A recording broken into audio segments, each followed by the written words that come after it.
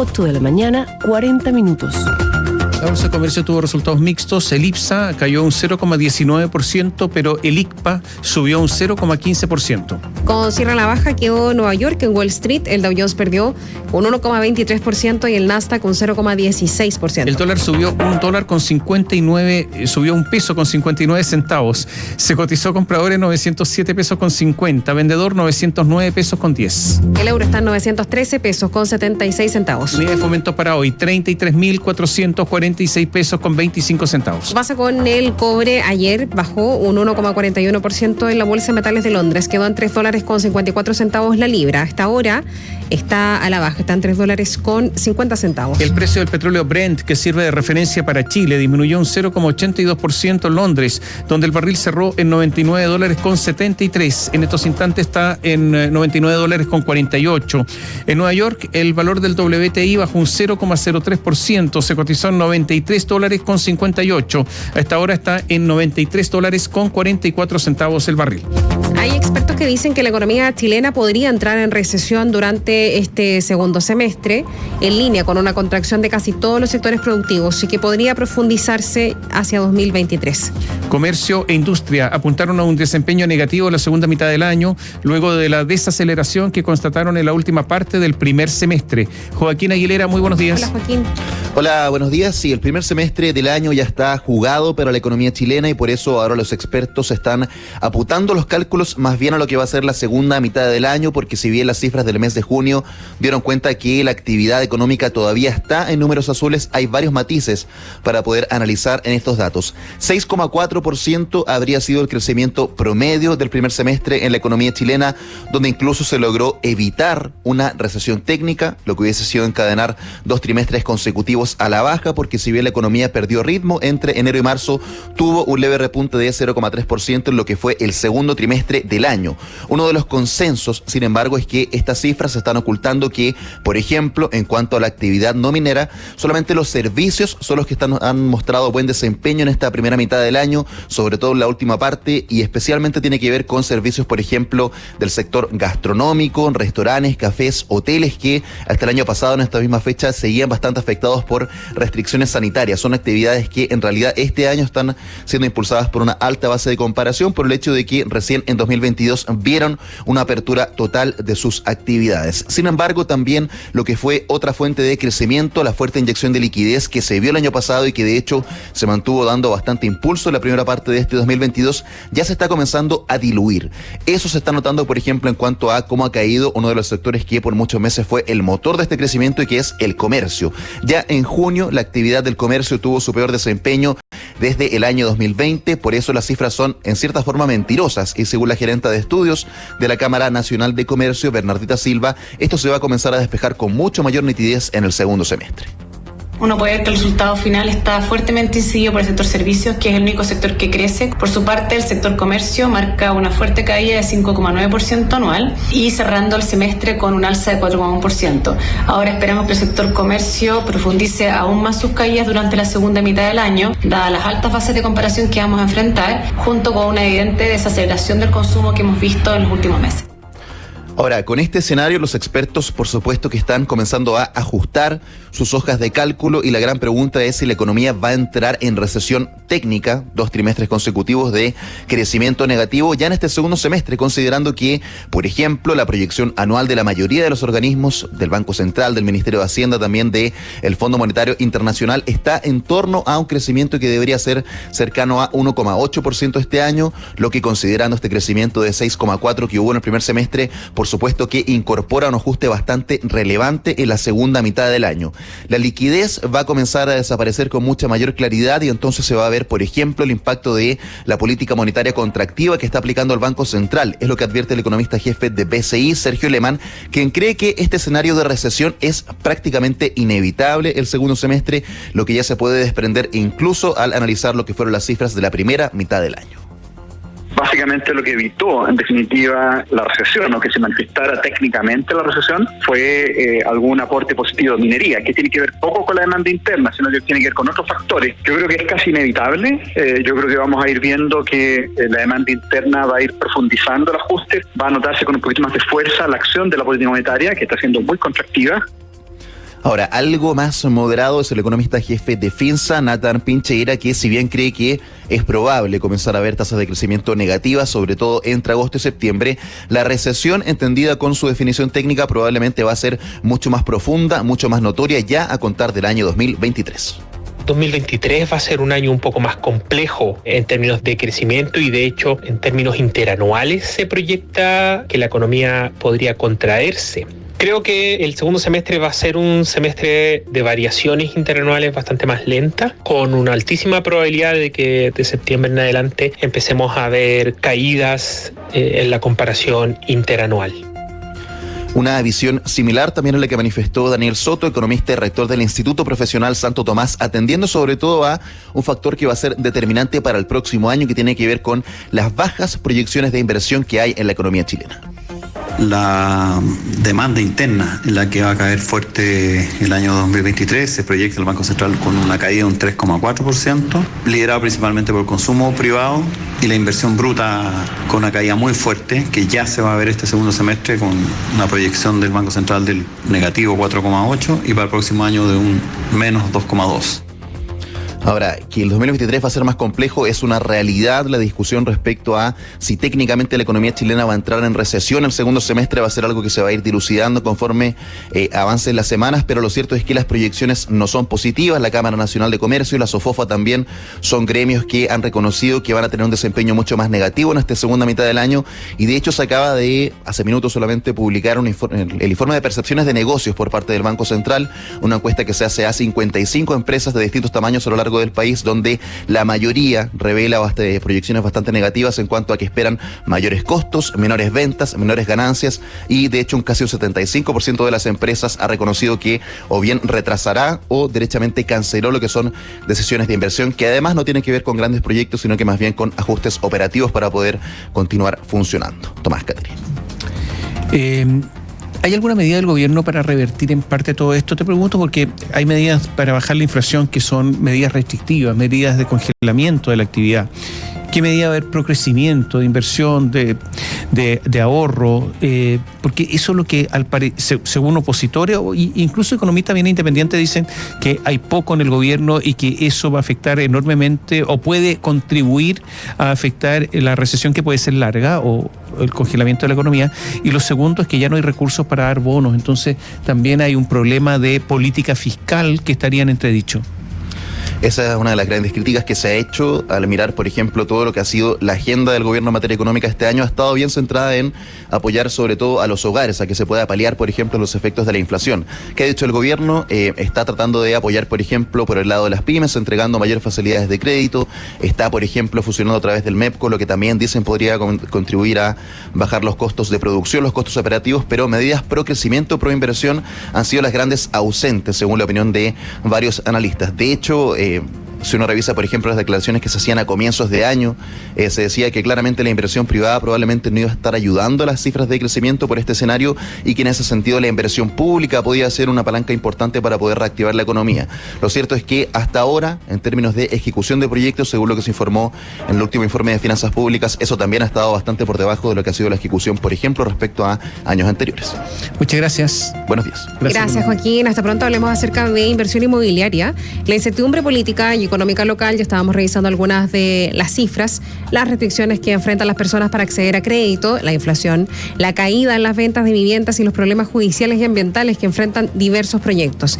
Todas esas situaciones forman parte de un cóctel de factores que explican la contracción de la inversión inmobiliaria. Según estimaciones de la Corporación de Bienes de Capital, el próximo año la inversión inmobiliaria llegaría a 1.363 millones de dólares, una cifra que se transformaría en la más baja, escuche bien, desde el año 2008, el último registro, y también representaría una merma de 44% respecto a los 2.445 millones de dólares que se materializaron este año, que concluiría con un leve descenso de 1% según los últimos datos de la entidad. La inversión habitacional representaría en 2023 el 60% del total sectorial, con 828 millones de dólares, pero ese monto sería 46% menor al de 2022. Esto se da en medio de la caída de 27% anual en los permisos de edificación de viviendas nuevas en el país en el primer semestre de 2022, y estos son datos del INE, Instituto Nacional de Estadísticas, y un desplome del 40% en las ventas de casas y departamentos nuevos en el Gran Santiago en la primera mitad del año, y esas son cifras de Colliers. Y tras la alta liquidez a la que tuvieron acceso las personas en los últimos 2 años, lentamente el número de deudores morosos ha venido creciendo. De acuerdo al informe que desarrolla la Universidad San Sebastián y Equifax, en el periodo abril-junio 2022, el total de deudores morosos aumentó un 0,7% con respecto al trimestre anterior, totalizando 4.142.633 personas. Y explican que si bien la cifra se encuentra por debajo de los niveles pre-pandemia, se observa una moderada tendencia al alza desde el punto más bajo registrado en septiembre del año pasado. Y en cuanto al total de la deuda morosa, esta experimentó su sexta caída trimestral consecutiva, alcanzando los 8.529 millones de dólares. La mora promedio también continuó descendiendo por tercer periodo consecutivo, llegando a 1.894.112 pesos. Ambas cifras son las más bajas en los últimos 48 meses. Este informe muestra que se frenó el crecimiento de los nuevos morosos, aquellos que no presentan deudas impagas en periodos previos de medición, distinto del caso de los morosos intermitentes, quienes tienen al menos una deuda publicada en los últimos 12 meses, que sumaron 74.000 personas en los últimos 3 meses. Los morosos permanentes, aquellos que poseen compromisos impagos en los últimos 12 meses, representan 77,4% del total de deudores del trimestre.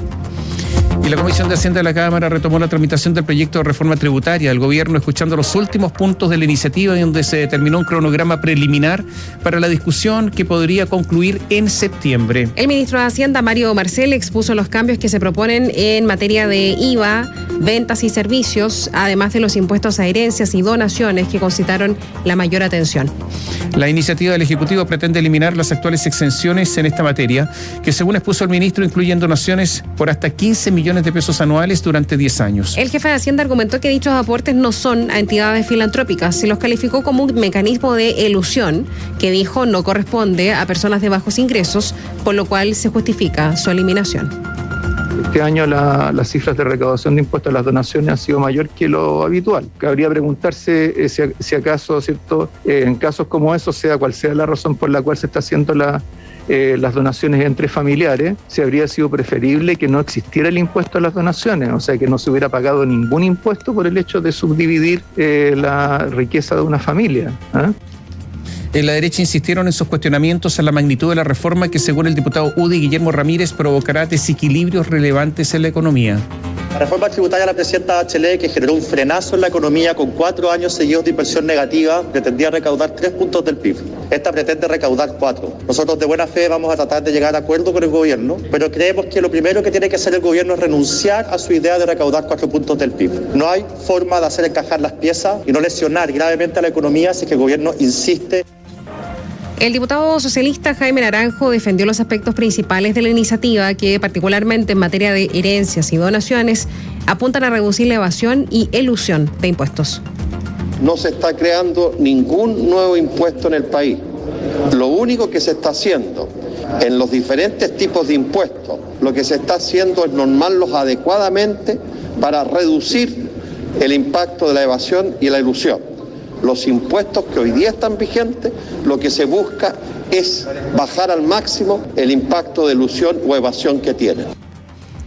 De acuerdo a la propuesta de la moneda, las herencias y donaciones quedarían afectadas en su totalidad a la tasa progresiva de impuestos establecida actualmente, que va de 2,5 hasta 25%, dependiendo del monto anual. En el caso de las donaciones, el tramo exento de impuestos tiene un tope en torno a 3.500.000 pesos, mientras en el caso de las herencias llega hasta 35.200.000 pesos. En el caso de las herencias hay un tema, en general las pymes son empresas familiares y por lo tanto pegar una sacada, una pyme de un 25%, incluso algunos dicen que el impuesto llegaría hasta el 40%, es prácticamente que desaparezca esa pyme.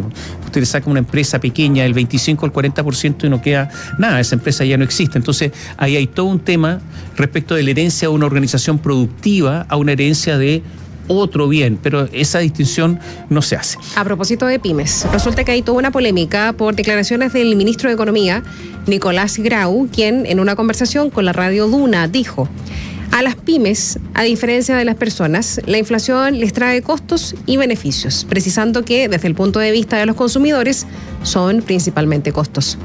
Las palabras molestaron a las pequeñas y medianas empresas. Por ejemplo, el presidente de la Multigremial Nacional, Juan Pablo Sueta, afirmó que la inflación nunca, jamás nunca, trae beneficios a las MIPYMES. El jefe de la Asociación de Emprendedores de Chile, Marcos Rivas, emplazó al gobierno a tomarse en serio el escenario que vive el sector de las pymes, recordando los compromisos que ha adquirido el presidente Gabriel Boric. Que nosotros desde ASECH le hacemos un llamado al gobierno, al ministro, en específico al ministro de Economía, que se tome en serio la situación que hoy día vivimos los emprendedores de las pymes. Estamos gravemente afectados. El presidente Boric asumió un compromiso con nosotros el 12 de enero en donde iba a tomar con sentido de urgencia esta nuestra situación. En el Congreso Nacional, un grupo de parlamentarios de la UDI pidió que el titular de Economía deje su cargo, mientras que diputados de Renovación Nacional enviaron un oficio para acceder a los títulos profesionales de pre y posgrado del ministro. El integrante de la Comisión de Hacienda del Senado, el gremialista Juan Antonio Coloma, cuestionó el diagnóstico del ministro Grau. Que un ministro de Economía de este gobierno diga que las pymes, más allá de los costos, tienen beneficios producto de la inflación. Yo no sé realmente en qué está pensando, porque si ese es el diagnóstico, entonces la forma de enfrentar la inflación es muy distinta de si el diagnóstico fuera el que en todas partes del mundo se tiene, que la inflación es el peor de los impuestos. En entrevista con Bio Bio, la radio, el secretario de Estado salió al paso de sus declaraciones, admitiendo que utilizó una mala frase y aclarando que él tiene claro que las pymes lo han pasado muy mal. Y creo que más allá de una frase, de una mala frase, porque estamos de acuerdo que así fue, lo que importa acá son los hechos y no las palabras, ¿no es cierto? O lo que importa más son los hechos y no solo las palabras, y nosotros en eso hemos tenido un trabajo, yo diría, muy positivo con las empresas de menor tamaño, con las MIPYMES. En esta entrevista, que fue nuestro programa Podría Ser Peor, el ministro Nicolás Grau insistió que lo que quiso decir es relativamente simple, y es que cuando las empresas compran sus insumos les afecta la inflación, y cuando venden los productos, parte de la inflación también les puede permitir vender un poco más alto. En esa línea sostuvo que dijo de forma muy clara, y esto es lo que creo que se malinterpretó, que las pymes están en una situación desmejorada. Tasas de crecimiento del 10% anual en los últimos 5 años han registrado el negocio de las casas de apuestas online, que operan de manera ilícita en nuestro país. Según el Ministerio de Hacienda, estas empresas aprovechan un mercado totalmente desregulado y sin generar ingresos para el fisco, lo que fue ratificado por el director del Servicio de Impuestos Internos, Hernán Frigolet, quien señaló en la Comisión de Deportes de la Cámara que el organismo no ha recaudado ningún peso de estos servicios. En ese mismo comité que sesionó ayer y que debate acerca del proyecto de ley que busca prohibir la publicidad de estas compañías en eventos y en clubes deportivos, ya lo hemos visto, lo hemos escuchado, las camisetas, hasta un torneo se llama como una de esas casas de apuestas online. La abogada asesora del Ministerio Público, Valeria Gelbes, dijo que la Superintendencia de Casinos de Juegos ha enviado 31 denuncias de oficio que están siendo investigadas. En muchas ocasiones es muy difícil identificar y a las personas responsables y a las personas que se encuentran detrás, digamos, de esta maniobra. Y por lo tanto, la suerte de las investigaciones es dispar en aquellos casos en que sí logramos identificar a alguien, especialmente si se encuentra en el territorio nacional, de aquellas que en el fondo quedamos solo con la información de la página web. La superintendenta de casinos de juego, Vivien Villagrán, realizó una distinción entre las casas de apuestas que operan de forma irregular en Chile, con publicidad en moneda local, frente a otras que están reconocidas en el exterior sin difusión en nuestro país. La configuración del delito o de la ilegalidad está dada por el usuario que en el fondo accede a una apuesta, ¿ya? Pero no necesariamente la página que no está orientada al mercado chileno y que básicamente en el marco del acceso a esa plataforma se puede permitir el juego. Estas declaraciones se dieron en la Comisión de Economía de la Cámara, que está discutiendo en un primer trámite constitucional la iniciativa que ingresó a la administración del expresidente Sebastián Piñera y que pretende regular el desarrollo de estas plataformas de apuesta, que recaudaría alrededor de $50 millones en régimen cada 12 meses. La subsecretaria de Hacienda, Claudia Sangüesa, valoró algunos aspectos del texto, pero recomendó suspender la tramitación para discutirlo en conjunto con el paquete de impuestos correctivos de la reforma tributaria en el cuarto trimestre de este año. Ahora, el diagnóstico del Ejecutivo respecto al proyecto de ley es que tiene varios aspectos que evaluamos como muy favorables, Por una parte regula un mercado que opera hoy día en la informalidad y que es actualmente ilícito. La autoridad dijo que se identificaron aspectos para mejorar el proyecto, como por ejemplo medidas pro fiscalización y pro formalización, además de las relacionadas con el uso de datos de los usuarios y medidas que fomenten el juego responsable. Y un total de 5 empresas concesionarias de servicios de mensajería, SMS, ingresaron una demanda en el Tribunal de la Libre Competencia contra la empresa de telecomunicaciones WOM por prácticas anticompetitivas y exclusorias en su calidad de empresa dominante. Las operadoras de SMS o mensajería corta, Voz Digital, Habla IP, ITD, Conectus y Linksat fundan su acción legal en la decisión unilateral y arbitraria de WOM de alzar 66 veces el valor del servicio de terminación de los mensajes de texto en su red, según acusaron a través de un comunicado. El abogado de la empresa, Daniel Oxenberg, explicó que lo que se persigue con la acción de frenar el abuso de posición dominante que está realizando WOM, sin un fundamento económico razonable, que tiene como consecuencia la exclusión de los competidores del mercado de los SMS, los mensajes de texto, y una adecuación a la libre competencia en tal mercado que más temprano que tarde podrá perjudicar a los consumidores finales de los SMS,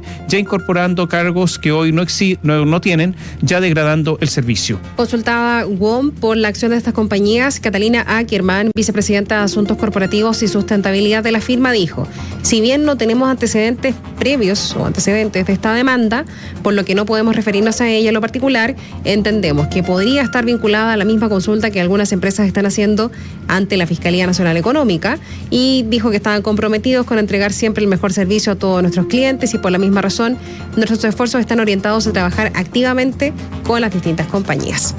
Y Transbank informó por estos días sus resultados del cierre de junio. Finalizó el primer semestre con números azules, borrando las pérdidas que mostraba a igual fecha 2021. Y en los estados financieros de la empresa, controlada por los principales bancos del país, se detalló en el ítem de contingencias un conflicto comercial que tiene con Copec, que es del grupo Angelini. Según los antecedentes expuestos por Transbank, el 3 de marzo se solicitó la intervención del Centro de Arbitraje y Mediación de la Cámara de Comercio Santiago para zanjar una disputa comercial con Copec. Se designó como árbitro del caso al exdecano de la Facultad de Derecho de la Universidad de los Andes, Alejandro Romero, quien se desempeña actualmente como off-counsel del estudio de abogados Macay y compañía. Este conflicto se inició el 6 de mayo cuando Copec presentó una demanda de cumplimiento forzado respecto a un contrato que mantiene con Transbank, exigiendo además una indemnización por perjuicios. Copec solicitó a Transbank cumplir el contrato que celebraron en agosto de 2002, fecha en que acordaron las condiciones bajo las cuales se afiliaría a la red de adquirencia. De acuerdo a la versión de Copec, a partir de septiembre de 2021, Transbank transgredió el contrato comercial que mantenían, obligándola a pagar un sobreprecio por concepto de comisiones, y por ello exigió la devolución de 5.353 millones de pesos, un monto que continuará devengándose